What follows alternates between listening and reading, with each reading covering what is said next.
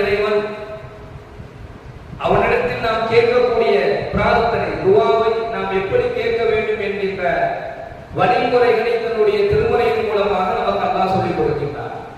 அந்த அடிப்படையில் 40 வகையான துஆக்களை அல்லாஹ் குர்ஆனில் நமக்கு பதிவு செய்கிறார்.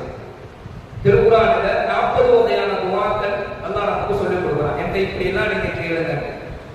அதில் முதலாவது துஆவை தான் நாம் இப்பொழுது பார்த்து வருகின்றோம். சூரத்துல் ஆல இம்ரான் என்று சொல்லக்கூடிய ஒரு அத்தியாயம். அந்த அத்தியாயத்தில் இந்த துஆவை அல்லாஹ் நம்மை இப்படி கேட்குமாறு சொல்றான். அது மட்டுமல்லாமல் அறிவுடையவர்கள் என்னிடத்தில் இப்படி பிரார்த்தனை செய்வார்கள் அப்படின்னு சொல்லிட்டு தான் ரப்பனா லா துஸிக் குலூபனா பஅத இத் ஹதைதனா என்கின்ற இந்த விஷயம் வரைக்கும் நேற்று நம்ம பயான்ல பார்த்தோம். ரப்பனா லா துஸிக் குலூபனா, இறைவா எங்களுடைய உள்ளத்தை நீ திருப்பி விடாது.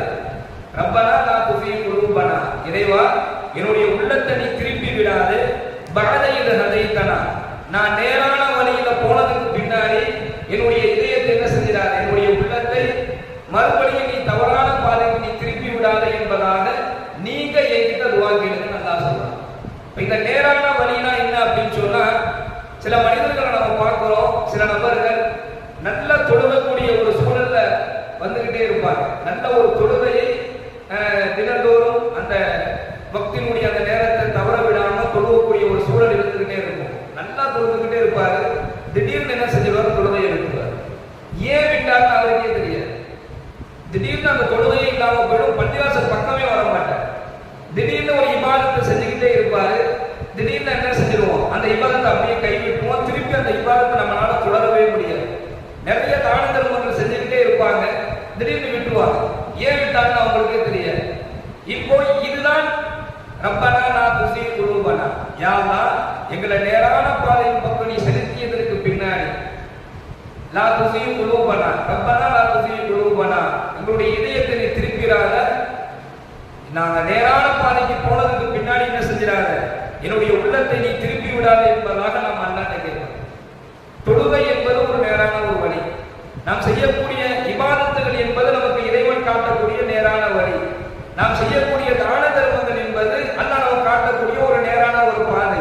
இதுல நாம் நிலையாக இருக்க வேண்டும் என்பதை அல்லாஹ் தன்னிடத்திலே துஆ கேட்குமாறு இந்த வசனத்திலே, இந்த துஆவில் அல்லாஹ் நமக்கு திருமறையின் மூலமாக அல்லாஹ் நமக்கு கற்றுக் கொடுக்கின்றான்.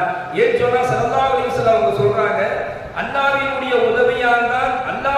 உதவியாலே ஒருவர் நேர்வழியை அடைந்தாலும் ஆனால் அதில் அவர் நிலையாக நிலைத்திருப்பதற்கு அல்லாஹ்வுடைய உதவி தேவைப்படுகிறது. நேரான பாதை யார் காட்டுவான் சொன்னா அல்லாஹ் தான் காட்டுவான். அல்லாஹ் தான் நேரான ஒரு வழியை நமக்கு தேர்ந்தெடுத்து கொடுப்பான். ஆனால் அதுல நிலையாக நிலைத்திருப்பதற்கும் அல்லாஹ்வுடைய உதவி வேண்டும். அப்படி அல்லாஹ்வுடைய உதவி தேவைப்படுவதற்கு தான் இந்த துஆவை அல்லாஹ் குர்ஆனிலே நமக்கு கற்றுக் கொடுக்கின்றான். ரப்பனா லா துஸிக் குலூபனா பஅத இத் ஹதைதனா, யா அல்லாஹ் நான் நேரான வழியில போனதுக்கு பின்னாடி என்னுடைய உள்ளத்தை நீ திருப்பி விடாதே என்பதாக நாம துஆ செய்யணும்ங்கறத அல்லாஹ் நமக்கு சொல்லி தருகின்றார்.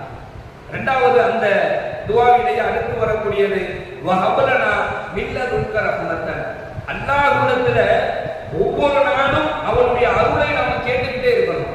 அல்லாஹ் நமக்கு சொல்றான், வஹபலனா மில்லதுன்க ரஹ்மத்தன், இறைவா உன்னிடமிருந்து எங்களுக்கு நீ அருள் வழங்குவாயாக, உன்னிடமிருந்து நீ எங்களுக்கு என்ன செய்யணும், அருள் வழங்குவாயாக என்பதாக ஒவ்வொரு நாளும் அல்லாஹ்விடத்திலே அவருடைய அருளை கேட்கக்கூடியவர்களாக நாம் இருக்க வேண்டும் என்பதை அல்லாஹ் இந்த துஆவின் இந்த வசனத்தின் மூலமாக இந்த துஆவை நமக்கு கற்றுக் கொடுக்கின்றார். அல்லாஹ்வுடைய அருளை பற்றி ஸல்லல்லாஹு அலைஹி வஸல்லம் சொல்றாங்க, எதை நமக்கு அல்லாஹ் கொடுக்கணுமோ அதை நமக்கு அல்லாஹ் கொடுத்துருவான். அதுல மாற்றம் அல்ல. இந்த உலகத்தினுடைய இந்த வாழ்க்கையில நம்ம வாழ்ந்து முடிக்கிற வரைக்கும் நமக்கு என்னென்ன தேவை இருக்குதோ, என்னென்ன ரிஸ்க் நமக்கு தேவையோ, நாம என்னென்ன அனுபவிக்கிறோமோ எல்லாம் நமக்கு வந்து சேர்ந்துரும். அதுல மாற்றம் அல்ல. ஆனாலும் ஒவ்வொரு நாளும் அல்லாஹ்வுடைய அருளை நீங்கள் கேளுங்கள் என்பதாக நபிகள் நாயகம் ஸல்லல்லாஹு அலைஹி வஸல்லம் சொல்லி காண்பிக்கின்றார். ஏன் சொன்னா அல்லாஹ் எதை நமக்கு கொடுக்கிறானோ அவன் கொடுக்கக்கூடியதுல நாம திருப்தி அடையக்கூடியவர்களாக மாற வேண்டும்.